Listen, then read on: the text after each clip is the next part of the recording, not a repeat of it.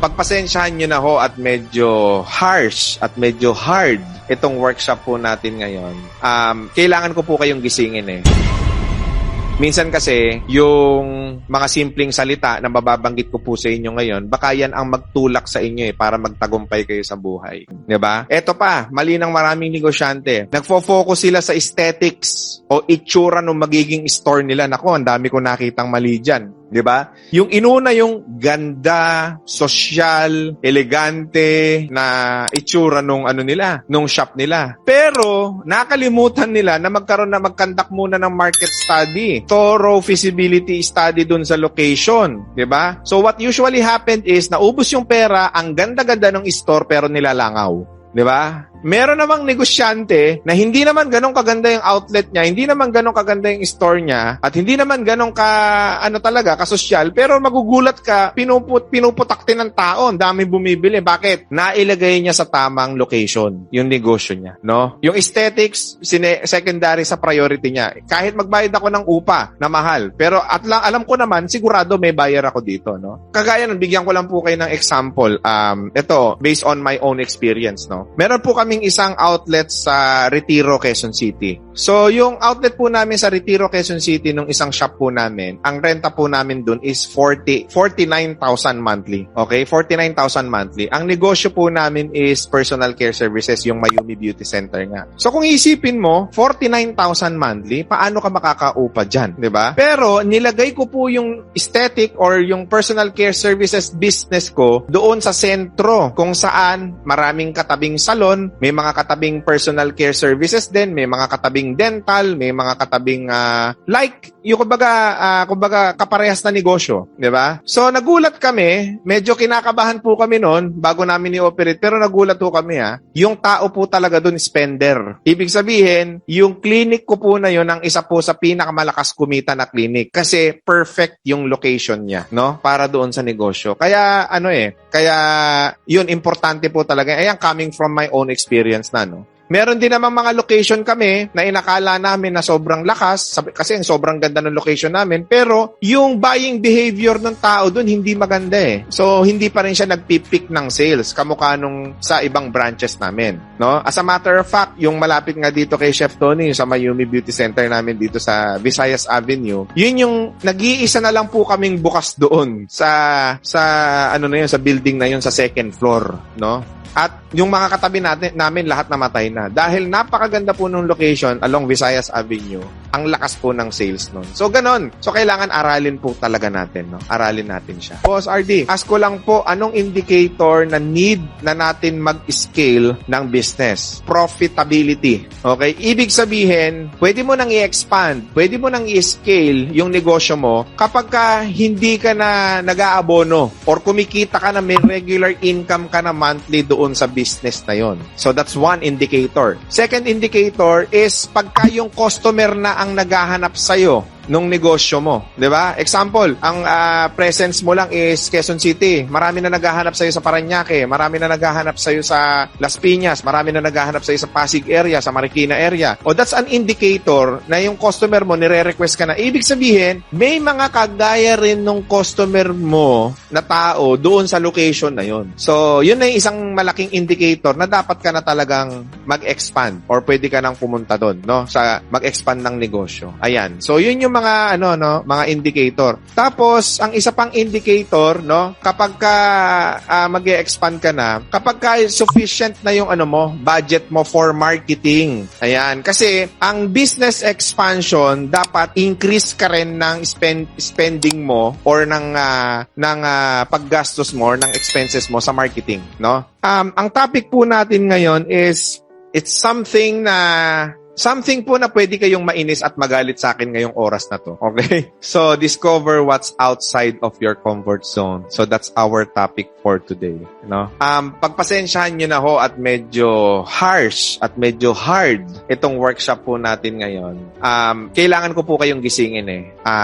Minsan kasi, yung mga simpleng salita na mababanggit ko po sa inyo ngayon, baka yan ang magtulak sa inyo para magtagumpay kayo sa buhay. 'Di ba? Naalala ko yung, alam niyo ho yung agila, 'di ba? 'Di ba? Yung eagle, 'di ba? Pagka juvenile sila, yung mga juvenile eagle, usually ang ginagawa ng mga magulang or mga parent na eagle is tinutulak talaga sila doon sa pugad, no? Para matutong lumipad, para matutong ikampay yung yung pakpak, 'di ba? Makalipad sila, makapagsarili na sila, 'di ba? So, minsan kailangan po namin kayong itulak, no? Itulak na kailangan, alam niyo yun, kailangan natin ng someone na magsasabi sa atin na walang emosyon eh. Kasi maaaring sa labas o yung mga kaibigan mo o yung mga mahal mo sa buhay, hindi kayang sabihin yung sasabihin ko sa iyo ngayon. So, I will just take this responsibility na mapagalitan po kayo. Hindi naman pagalitan, di ba? Magising po kayo, di ba? Magising kayo sa masaklap na katotohanan ng buhay.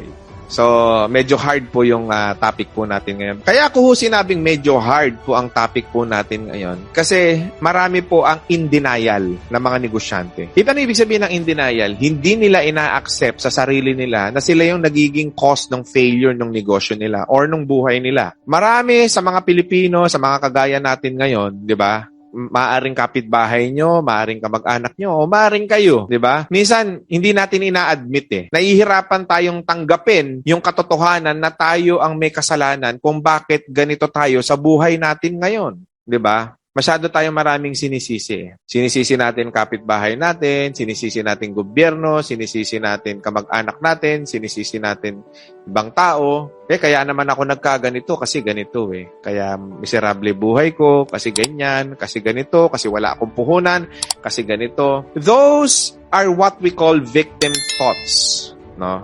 Victim thoughts, ibig sabihin, yan yung nagpapahirap at yan yung balakid kung bakit hindi ka umusad-usad sa buhay. Victim thoughts. What are victim thoughts? Blaming, complaining, justifying. Yan po yung mga victim thoughts, no? Ang tawag din po dyan are emotional baggages. Yung mga dala-dala mo sa buhay. Yung hindi ka maka-move on, yung hindi ka maka-get over, yung hindi ka makapagparaya. Tama? So, kung gusto talaga nating umasenso, that's the number one thing that we have to do. We have to let go of something in order for us to gain something. Kung puno na ang baso, wala ka nang pwedeng ilagay dyan. Kailangan mo magtapon. Alright?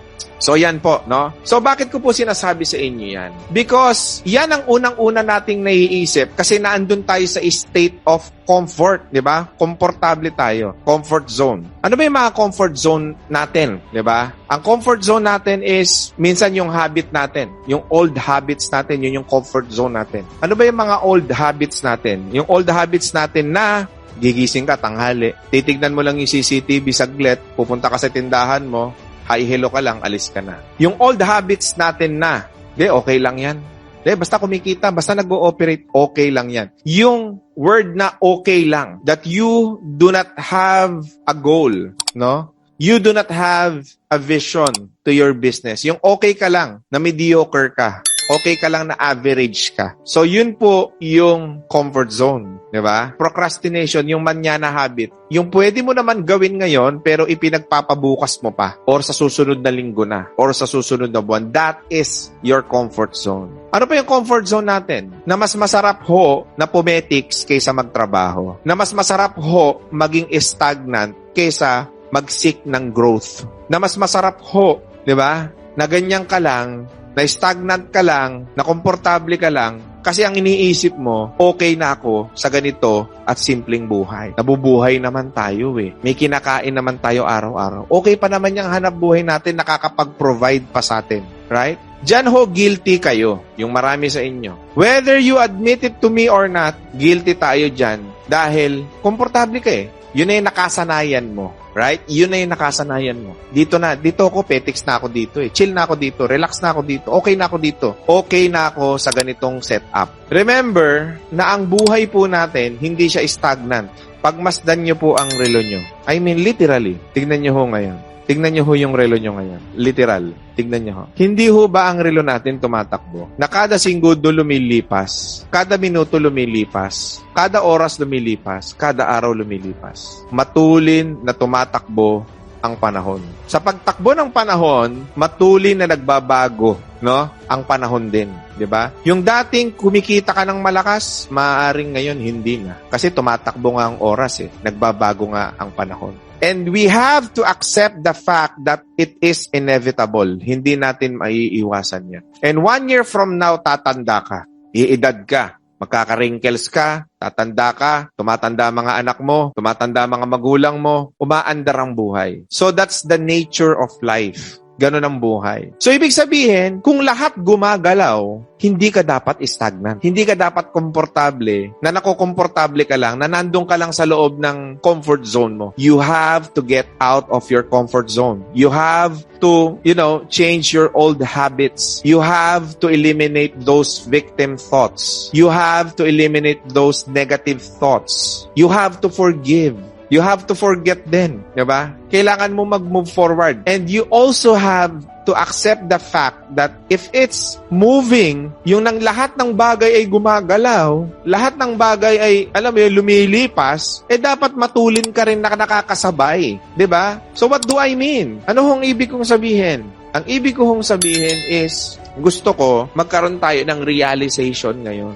Diba? 1 taong nang lumipas. Hanggang ngayon, yung problema mo last year, hanggang ngayon, yun pa rin ang laman ng isip mo. Yung kinasamaan mo ng loob, kinaaway mo, di kayo nagkasundo. Hanggang ngayon, hanggang ngayon, sila pa rin ba ang bibigyan mo ng oras, bibigyan mo ng panahon? Hanggang ngayon, dati nakasanayan mo, nagigising ka, 11:00 na ng umaga, papasok ka sa tindahan mo, di ba? Tapos sasabihin mo sa akin, nananakawan ka, nakukupitan ka, hindi ka naman nakabantay ni hindi ka nga tumitingin sa tindahan mo ni hindi mo nga inuusisa yung financing ninyo. Tapos sasabihin mo sa akin, nananakawan ka, nakukupitan ka. Kasi nasa comfort zone ka Sakit, di ba? Pero totoo. Sabihin mo sa akin, hindi, kaya bumagsak yung negosyo ko. Kasi ganito kasi ganyan kasi ganun kasi ang daming reason Pero sa totoo lang, kaya bumagsak yung negosyo mo, ikaw na mismong may-ari, hindi ka masyadong interesado sa negosyo mo because taken for granted lang yan. Na inaasikaso mo lang yan tuwing may oras ka. Na ginagampanan mo lang yung trabaho mo tuwing may pagkakataon ka lang. Bakit? Nasa comfort zone ka kasi. Nasa comfort zone ka. Mahirap hong tanggapin at mahirap lunukin yung katotohanan na yan. Pero maniwala ka sa akin, kung ano ang nangyayari sa buhay mo ngayon, ito isasampal ko sa mukha mo. Ikaw ang may kasalanan niyan. Totoo. Pag tinanggap natin yan, yung katotohanan na yan, dyan mag-uumpisa yung change Diyan mag-uumpisa yung pagbabago. Diyan mag-uumpisa yung breakthrough. Kasi walang mangyayaring change sa buhay mo if you do not actually change something. Kailangan mo na ng admission.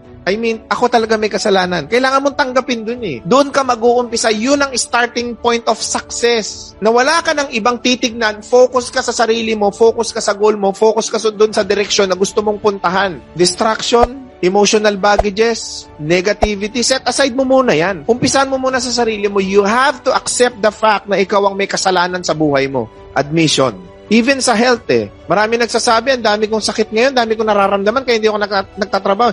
In the first place, sino ba nag-utos sa'yo na kainin mo for the past few years, for the past 3 years, for the past 5 years, yung mga kinain mo dati kaya ka nagkasakit ngayon? Diba? Naintindihan niyo ho ba? Nakukuha niyo, kailangan natin tanggapin sa sarili natin. Guys, 2022 na. Hanggang ngayon, ang dami mo pa rin bitbitin sa buhay mo. 2022 na, ang dami mo pa rin dalahin sa buhay mo. Ang dami pa rin sinisisi. Miserable ka pa rin. Diba? In the first place, kaya nagkaganyan, pinayagan mo sa sarili mo yan We have a choice sa buhay natin. May choice po tayo. Huwag mo sasabihin sa akin na wala kang choice. Lagi kang may choice. May choice kang gumising na maaga. May choice kang gumising ng tanghali. May choice ka. May choice kang kausapin yung mga taong makakatulong sa'yo at may choice ka rin makipag-usap kay Lamarites. May choice ka Sir, kapos kasi kami. Wala kasi kaming pera O huwag mo payagan na wala kang pera. Dapat paggising mo, ang iisipin mo kagad, paano ka gagawa ng pera? Paano ka maghahanap buhay? Hindi Yung oras mo saan napunta? Inubos mo sa kaka-scroll ng cellphone mo na wala namang kahihinatnan. Time is valuable. Sa buhay natin, isa sa pinakamatinding kakampi natin at pinakamatinding kaaway natin is yung oras. Tandaan nyo ho yan. Totoo ho yung kasabihan na time is gold, di ba? Totoo ho yan. Kakampi natin at kalaban natin ang oras. Di ba? Nalilimitahan mo yung chance at pagkakataon na masecure mo yung anak mo at yung magiging anak nun at yung magiging anak nun pa. Bakit? Being successful, being financially successful in this life provides freedom to the next generation. It provides freedom to the next generation. Wala hong simpleng buhay. I mean, wag ho kayong maniwala sa simpleng buhay. Wala ho niyan. I mean, hindi simple eh. Diba? Mahirap po mabuhay sa mundo to. Kaya kailangan talaga maging magaling tayo. Paano ka magiging magaling? It's outside of your comfort zone. Wala sa loob ng comfort zone mo yan. Diba? Hindi ho nag-i-exist yung simpleng buhay, especially if you are living in a civilized world. Like in the city, or hindi talaga nag-i-exist eh. Kailangan talaga maging magaling tayo. Sir, paano ako magiging magaling sa buhay? Number 1, create new habit. Yun ang unang tip ko sa inyo. That's the number 1 pointers that you have to do. It's outside of your comfort zone. What do I have to create? Anong habit yung kailangan kong i-create? If you win the morning, you win the day.